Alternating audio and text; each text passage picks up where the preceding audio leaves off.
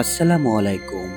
প্রিয় দেশবাসী, এই মুহূর্তে কারো মনের অবস্থা ভালো নেই। তাজা রক্তের বিনিময়ে দেশটা স্বাধীন করার পরপরই এবার দেখা দিল ভয়াবহ বন্যা। একটা ধাক্কা কাটিয়ে উঠতে না উঠতেই আরেকটি ধাক্কা। আপনাদের সকলের কাছে অনুরোধ, যে যেভাবে পারেন বন্যা কবলিত মানুষের পাশে দাঁড়ান।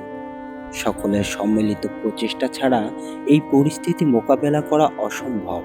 আমরা যেমন কাঁধে কাঁধ রেখে ছাত্র জনতা একসাথে দেশটাকে স্বাধীন করেছি, এবারও আমরা এই ভয়াবহ পরিস্থিতিতে একসাথে কাজ করে যাব ইনশাল্লাহ।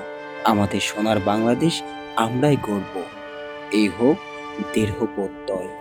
বন্যা কবলিত মানুষের জন্য, আমাদের জন্য, আমাদের দেশের জন্য সকলের কাছে দোয়া প্রার্থী। মহান আল্লাহ যেন আমাদের এই সোনার বাংলাদেশকে রক্ষা করেন।